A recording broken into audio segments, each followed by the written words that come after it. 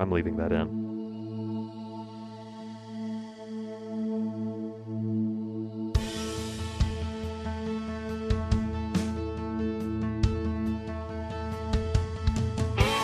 Welcome to the Westminster Effects Doxology Podcast. We explore popular practice, songs, and ideas in the modern church world in the light of Sola Scriptura and Toto Scriptura. I can't talk today. I'm Cody Fields, president of Westminster Effects. Go buy stuff for your guitar at WestminsterEffects.com. You can join the discussion in the Westminster Effects Doxology Podcast Lounge on Facebook. Make sure to share this nonsense on your social media feed of choice and review the show. Give us 5 stars on iTunes. In person, I am joined by... Hey everybody, it's Bradley Cox, pastor at Resurrection Church in Greer, South Carolina. And via the interwebs, the gang's all here. Good morning, John Ross here, Westminster Effects artist, Augsburgian Christian, caffeinator, using Mountain Dew Kickstart Fruit Punch from Lincoln, Nebraska. No one has ever made a good decision either to drink Mountain Dew or while drinking Mountain Dew. I'm pretty convinced of that. But Hey, do what you will. Hashtag gamer fuel, bro. Gamer fuel. So is this when you announce the start of your new Twitch channel, or... No, it just tastes good. Okay, fair enough. John Ross on Twitch it's made of 5% juice. exclusively playing stock Morrowind. Bradley has no idea what we're talking about. No, I was literally about to say that. I have no idea what you're talking about. On software rendering. So, anyway, now that we've lost everyone with vintage Elder Scrolls references, our main topic comes via the Inquisition, but Ferenc Zinley asks a pretty good question of, if you want to be a pastor or elder, do you have to have official training from a university or a seminary to qualify? So, fellers, what do we say to that? And what would be the benefit of such? And maybe what could be the detriment of such? And all that.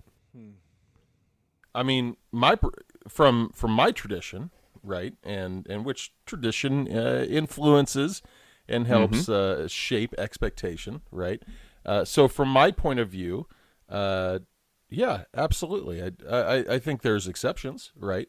But especially in my tradition within the Lutheran Church Missouri Synod, collegiate education, specifically for the role of pastor, which comes with a fancy little Masters of Divinity title. Which, by the way, is a hilariously named degree of, I have mastered divinity. Yeah, right. right. Oh, we have an academic portion that our seminaries offer, Masters of Sacred Theology. Oh, wow. Nice. Yeah, that one's extra points. But yeah, so I mean, in the Lutheran Church Missouri Synod, to be qualified as a pastor, specifically a sole pastor, head pastor, or associate, you need to have your MDiv either from an LCMS seminary or one from a church body that we are in pulpit and altar fellowship with, or that you've colloquized in from a different variety of Christianity. One of our former staffers was ordained within the Anglican Church and moved over, as it were, using the fancy word colloquized, which includes some extra training and pieces like that. Now, I mentioned earlier, there are exceptions, and there certainly are. One of those is the the specific ministry pastor program that we have within the LCMS.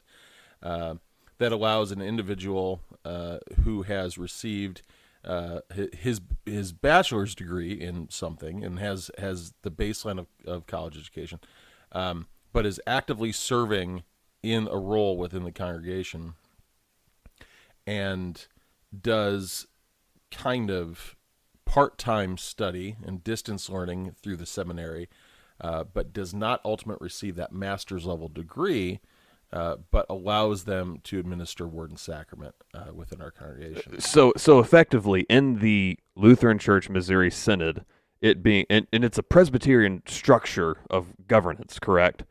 Yeah, pretty much. Pretty much. So for all intents and purposes, it's pretty formalized, right? Right. It's if you're going to be a pastor in this particular denomination, then here's your requirements, right? Right. 'Kay.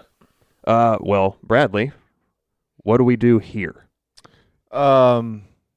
Y'all come down now. Well, I mean, there's the question, and then there's the questions that, the question raises, right? I mean, his question is, does someone have to have, how did he word it? Did he say Bible college and or seminary? Official training like a university degree or seminary degree or something of the sort. Well, I mean, when Peter and John stood before the Sanhedrin, they took note that these were unschooled, ordinary men, but they had been with Jesus. Right. Now, I understand, seminaries did not exist in the sense that we, have them now at that point. But biblically, you do have at least Paul trained under Gamaliel. Yeah. Was that right? So there was religious education. Just the church hadn't been around long enough to establish specifically Christian theological education at the time.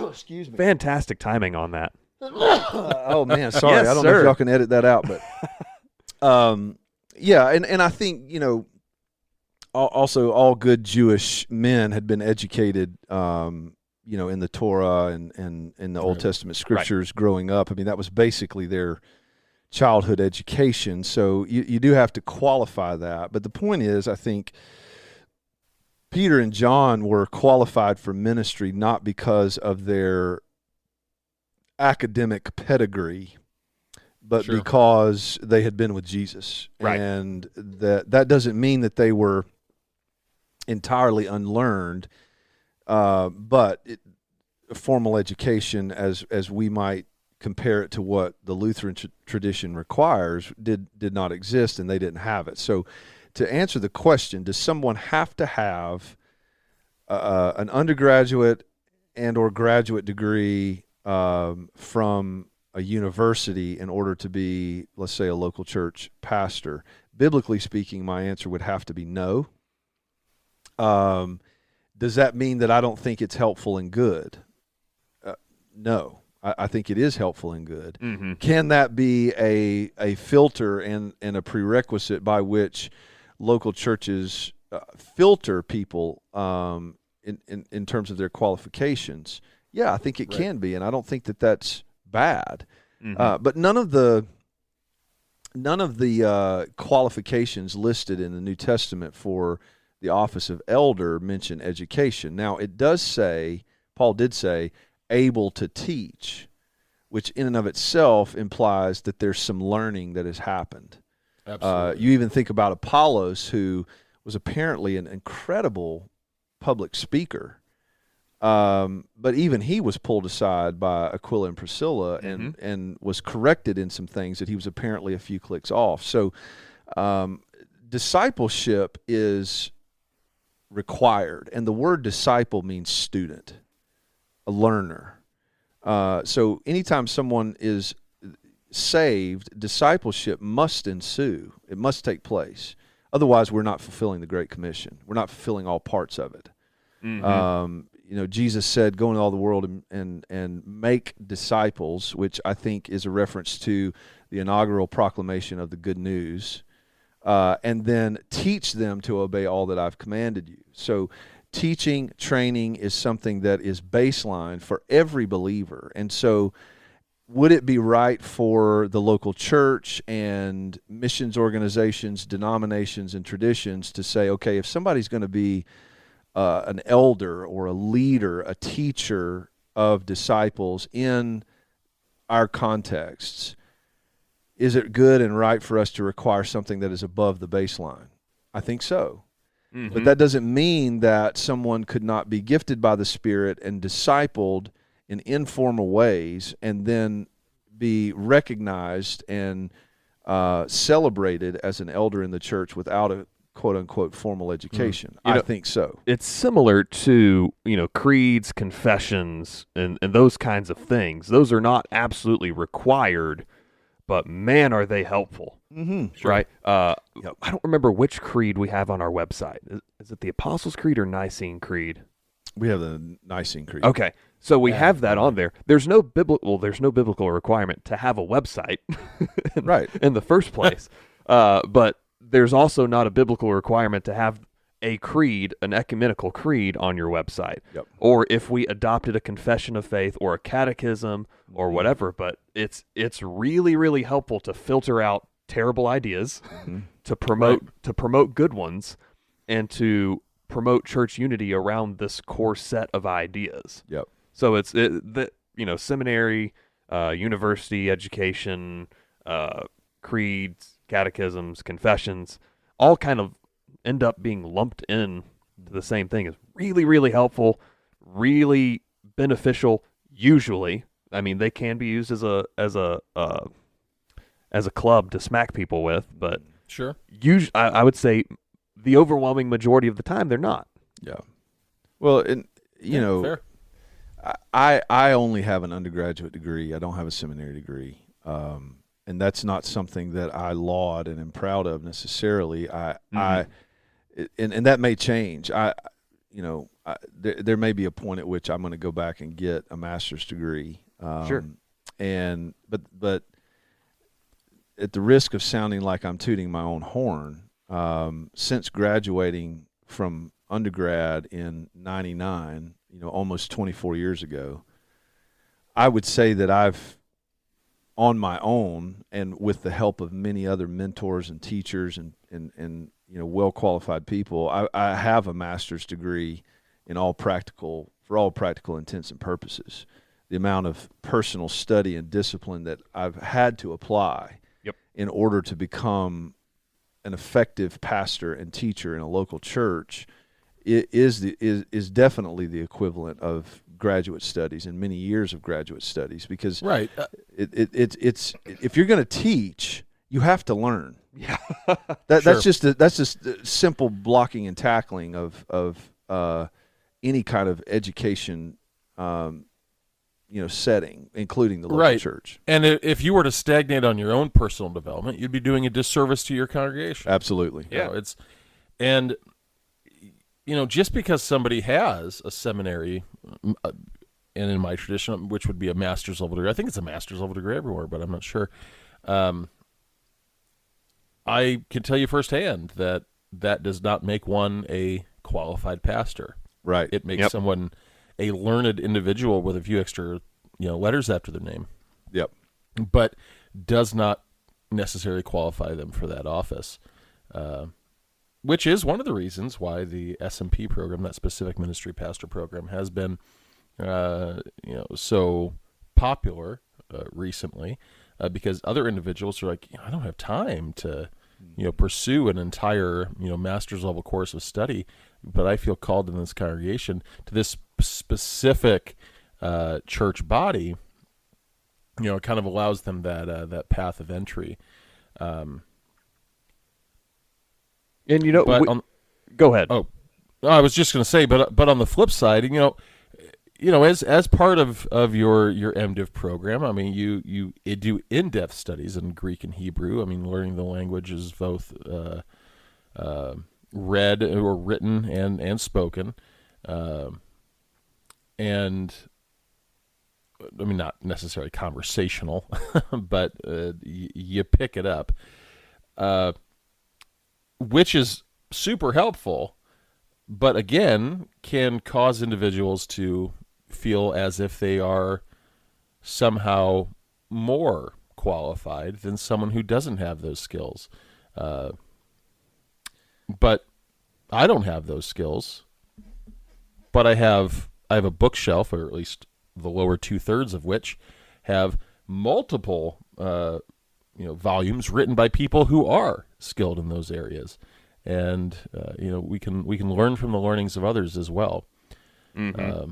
Well, you take somebody like let's just say, for example, in the Lutheran tradition, Somebody grows up, graduates high school, goes straight into undergrad, and straight out of undergrad into graduate work, and gets an MDiv.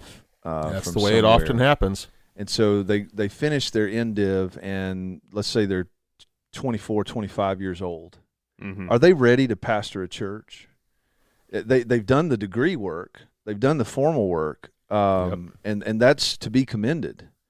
But are they ready to pastor a church? And I would say my tradition is not only guilty of handing out ordinations too quickly without any sort of formal training, it's also guilty of putting young men in, positions of leadership that simply by virtue of their age, they're not ready for. I don't care what degree they've got. Right. And that somebody can press on that because there's no verse in the Bible here. I mean, Paul told Timothy not to let people despise him for his youth. But he also said, when he gave the qualifications for elder, don't affirm people as elders when they're too young. Because pride could become an issue. And so if I had my preference, I would say that whether or not somebody has a degree, let's say they do have the degree, I think they need to go into a period of, for lack of a better term, internship type ministry where they're working under a seasoned pastor and group of elders for a period of no less than 10 years. I that would be my preference because based on my own experience, even if somebody is in their 20s with a graduate degree, they plant a church, and that church is running 10,000 people in the first 2 years, I still don't think that means that they're ready to be a pastor. Yeah. They might just be a really darn good leader with some natural, executive type skills, and might also be great communicators, and they might even have really good understanding of the Word of God. I'm willing to give them all of the benefit of all those doubts. But does that mean from a character, maturity, spiritual growth, and dependence standpoint that they're ready to be a lead pastor, let's say? Right. I question that because I've just seen way too many people falter under that pressure when they're just simply not ready to handle it. I absolutely agree. I will say within our seminary program, there is you effectively, since from the day that you walk on campus, as it were, you're in practicum with one of the local churches. In your third year, I think that's your vicarage year, where you go and are kind of remotely stationed as a vicar at at one of the congregations within the synod. But still, that gives exposure. That gives a little bit of the internship, not to the degree that you're suggesting. But I think that additional time would be helpful. I've seen many young pastors who did exactly what you suggested, which was they graduate high school, got their bachelor's, transitioned directly to seminary, and then boom, here they are. And they've got a little bit of boots on the ground experience, but I've seen way too many of them wash out, as it were. Yep. Because they're, I hasten to say like street smarts, but it's kind of like what it amounts to, right? It's it that really real does. world, that real world experience of walking with other individuals, and no amount of book learning is going to make up for actually gaining the experience of shepherding someone. Let's not commit the fallacy of the false dilemma like this is an either or thing. I think it's a both and thing, right? But I've told my wife several times over the years that if I had our life to do over with again, we would have graduated college, gotten married, just like we did, and we would have moved to Minnesota. And I would have told John Piper, I will shine your shoes and take the trash out of your office for free and get a job at McDonald's to just let me sit under you for the next 5 years. And let me watch, let me listen, let me keep my mouth shut, let me learn from you, let me be a fly on the wall in your elders' meetings, show me how you prepare to teach, how you prepare sermons, train me, do whatever it takes. I just want to learn. Now that's hindsight. That's my 45-year-old self wanting to go back and talk to my 22-year-old self and say that. Now, would my 22-year-old self listen to that? Knowing what my 22-year-old self was like, I would have fought it because I was too impatient. But if somehow the Lord would have let me go back and talk to him and given me the ability to convince him to do such a thing, I think I would have only been the better for it. Now, I trust the sovereignty of God, and I am where I am because I've walked in the steps he's ordered for me. But that's just, somebody said one time, wisdom is learning from other people's mistakes. And if I have any wisdom to offer, I would say to young men aspiring to the ministry, go park your butt under a seasoned leader for an extended period of time. Keep your mouth shut and open your ears. And that is as valuable, if not more valuable. Get the degrees. Go get the degrees. But realize that kind of time is necessary, good, and is equally as valuable, at least, as the formal training. It reminds me of I know Mark Dever at Capitol Hill Baptist Church in D.C. He of 9 Marks notoriety. They do some kind of something like that. I don't think it's necessarily like 5 years, but it's maybe like a year. They partner with seminaries or something like that for class credit and whatnot. But there's basically a year of you hanging out with Dever and the Capitol Hill pastors, where they're giving you books to read, they're giving you Bible passages to read, and let's discuss this and whatever. And you see him preparing and all that kind of thing. Like that is a thing out there. One of the things in our culture right now that I think pushes back against all this is that we're so addicted to instant gratification. Yeah, we are. And a young 20-something, if they battle anything, especially if they've got some talent and they've got people in their lives that have been telling them how much potential they have, they look at seasoned leaders and they just think to themselves, I could do this better. I could do this better. Right. And maybe from a performance standpoint, they could. I mean, even if you listen to the Who Killed Mars Hill podcast, one of the revelations that came out of that was Mark Driscoll saying that he couldn't learn from the likes of John Piper because John Piper's church was smaller than his. That's foolishness. That's absolute foolishness, because look where Piper is and look where he is right now. Yeah. He absolutely could have learned from John Piper. And there's a guy who, a wise man once said this to me too, is that your talent will get you on platforms that your character's not ready for. And I think that happened for Mark Driscoll. Oh, yeah. Absolutely. Shall we go to the Inquisition? I say we shall. Speaking of platforms we're not ready for. It's every week. Every week.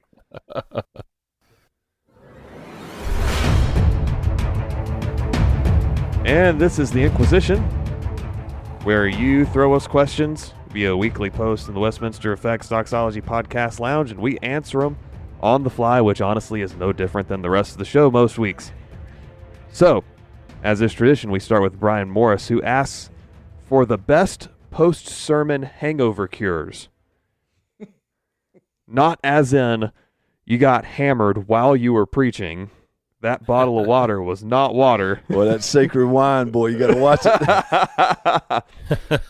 it. But, I mean, Sunday afternoons, even though I'm not preaching, but I'm playing guitar, that's a grind in the morning sometimes. John, I'm sure it's the same way for you when you play guitar. Absolutely. Plus, add 3 kids to the mix. Real? Oh, yeah. And how many services do you have at Christ Lincoln? We have 2. We have 2 services, and right now I'm also teaching helping teach for the time being the new members course. So that adds an extra hour and a half on to the old Sunday morning. Yeah. Yeah. So I'm playing most weeks playing 2 services, but also during one of those I'm helping lead discussions with high schoolers. So there is that. And then most weeks, Bradley's up there preaching 2 sermons, which is 40 minutes of, 40 minutes of the results of the rest of the week. Exactly. We'll say. Exactly. Yeah. So how do we get over the holy crap, everything hurts, or or just the fatigue that sets in Sunday afternoons sometimes? Well, my tradition is incredibly consistent. It's home, it's lunch, it's a nap. If the weather's good, Mary and I go for a walk.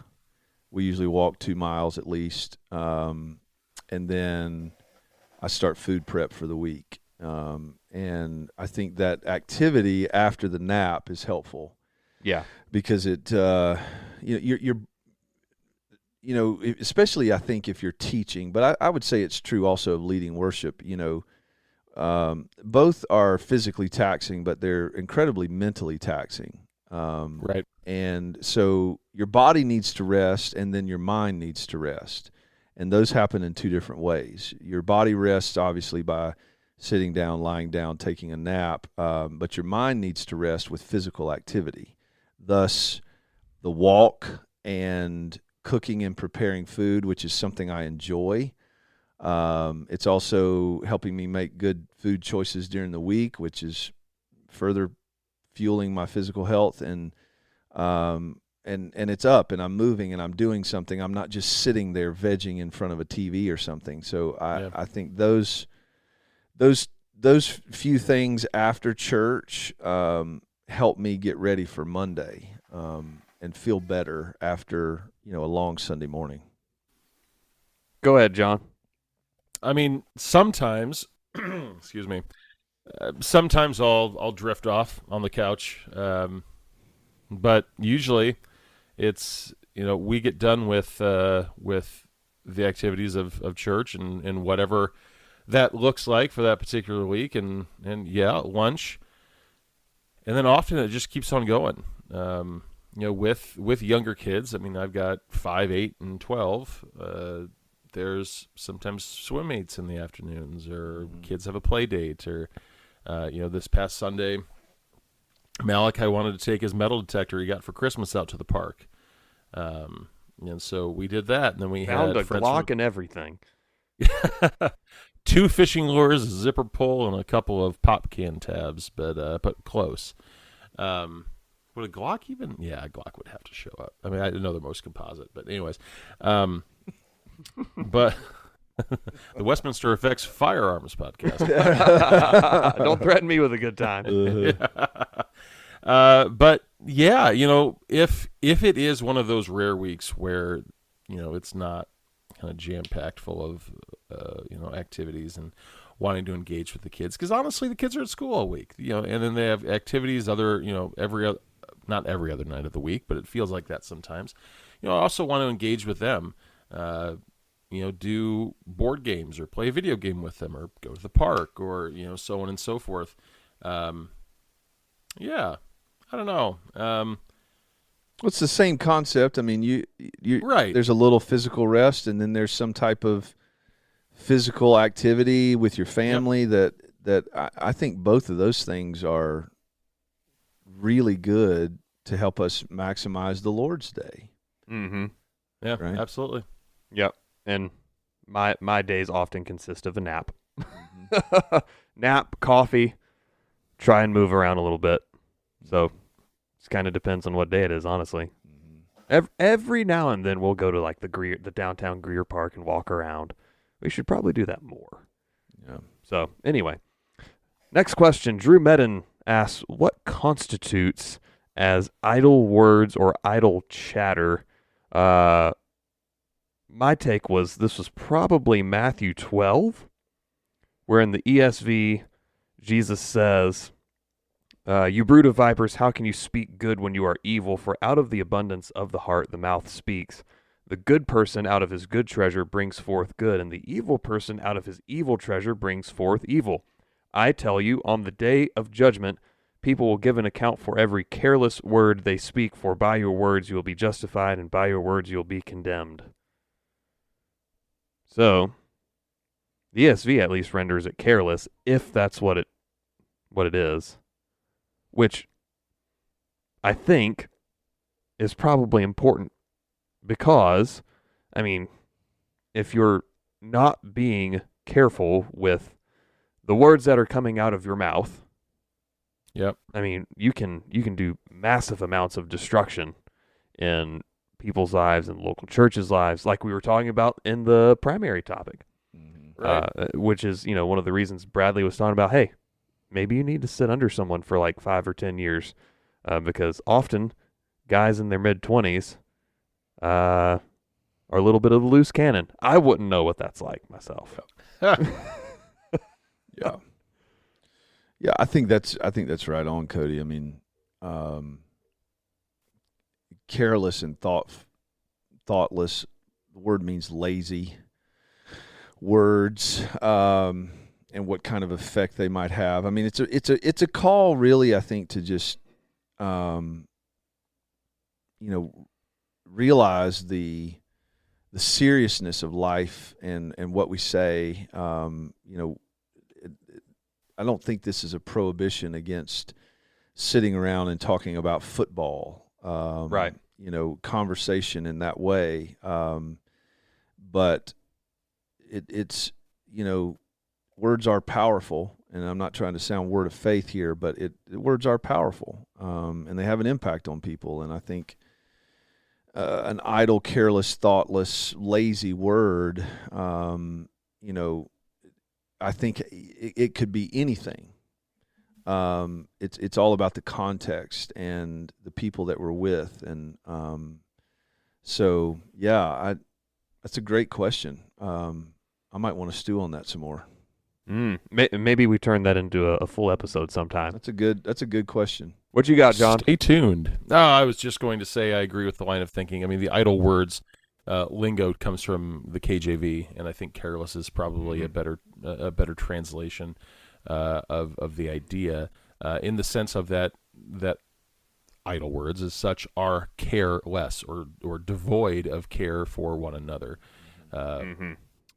and that can be extrapolated into everything we've already discussed, and ultimately is the antithesis of love your neighbor as yourself. All right, final question from Mike Springstead. This could be another entire episode, and it's, oh man, I love where we can go with this question. If evangelical culture suddenly and absolutely canceled the legacy of Charles Finney this week, how would next Sunday's service be affected for most of us? Oh man, what a question. For us at Res, I really don't think it would change. No, because we don't do altar calls. We're not fans of Charles Finney. Yeah. Now I would say a lot of our congregation probably doesn't even know who Charles Finney is. Sure. But the influence he's had in the Western world, the Western church, is pretty astounding. But man, that could have a profound effect on a lot of church services. What a lot of people don't understand is Charles Finney was an absolute heretic. He was full-blown Pelagian. He denied salvation by grace alone, justification through faith alone. He denied the atonement. He said that Jesus' death on the cross was only an example to us of what obedience looks like. Yep. It didn't actually exhaust any wrath. Yeah. And why would you want to listen to that? Why would you want to take his ideas on what church should look like? I don't think that most Christians would want to listen to that. I think when you spell it out like that, they would go, oh, that's terrible. Yep. But what we don't realize is how those ideas, those heretical ideas, have affected the way we approach evangelism and discipleship in local church settings. I've said for years that I feel like the church talks out of both sides of its mouth.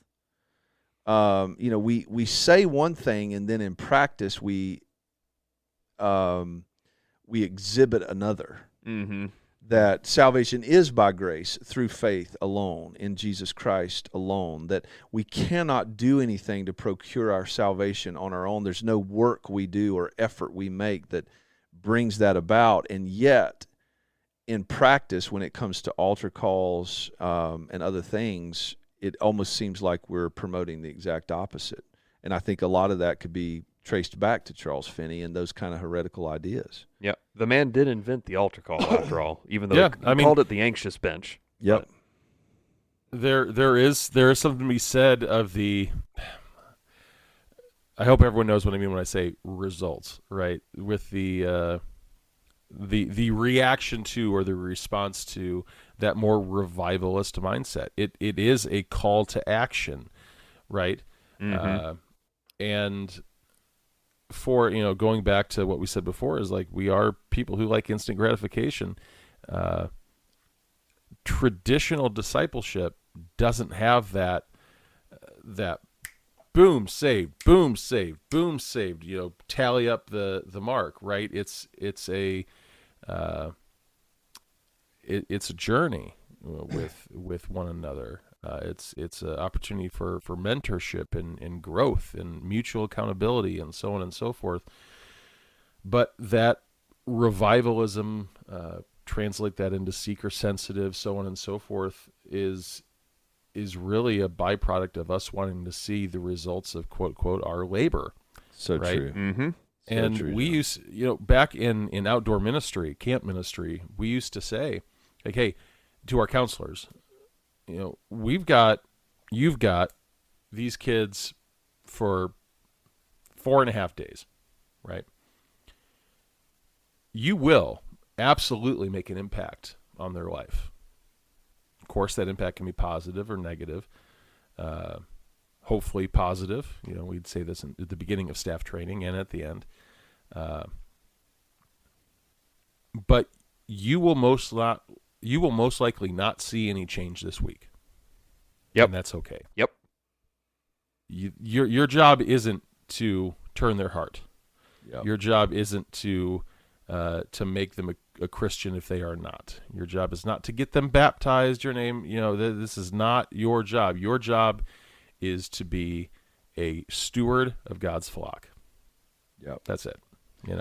Along those lines, in the long game, for the long game. For the long game.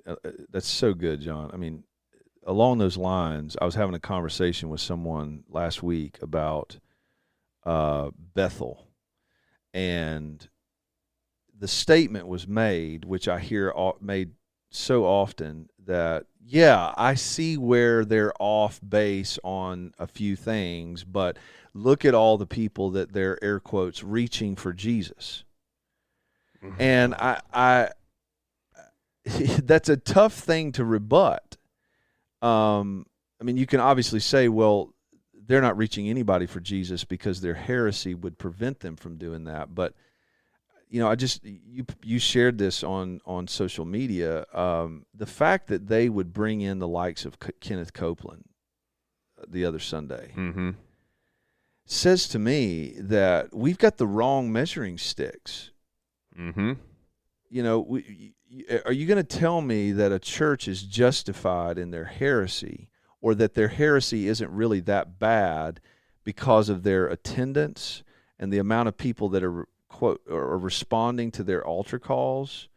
That's the wrong measuring stick. There's also a big difference between reaching people for Jesus, quote unquote, and getting a crowd together while using Jesus' name. Exactly. Benny Hinn can get 7 figures worth of people in the third world mm-hmm. in his healing crusades by utilizing the name of Jesus while not actually drawing people to Jesus himself. Exactly. One, because the Word of Faith has a false Jesus in the first place, and their gospel is false and all of that.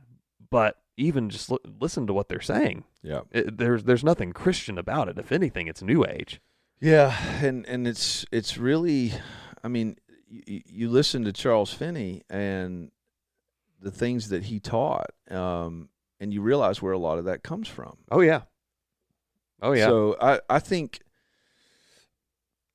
it would be interesting to, you take a sample church and like Bethel and remove all of those things that are all those measuring rods that cause people to look at them and go, well, despite this teaching, they're doing good things and we shouldn't write them off. And I'm like, I just wonder what the Apostle Paul would say to that. I really do. I wonder what would happen if he was given the mic in a setting like that, what he would do. It would probably shock us. It would shock some people. Wouldn't shock us on this podcast. Last words, John? In this corner, Paul, thorn in the flesh. Mm-hmm. Yeah, whatever. For some reason, I was channeling some cage match. It was between Paul and Charles Finney. Right. Well, I mean, you think about how Paul's tone in Galatians. I think we'd get a similar kind of thing. No doubt. Yeah, no doubt. Yeah, no, really any final thoughts on that. Yeah. Good to have you back, John. Yes, sir. Hey, yeah, absolutely. Thanks for moving recording up an hour. I guess this is a little how the sausage is made, but I appreciate the schedule change so I could join you this morning. And yeah. Yep. Well, thanks for listening to the Westminster Effects Doxology Podcast. Go love God, love your neighbor, and make some music. See you next week.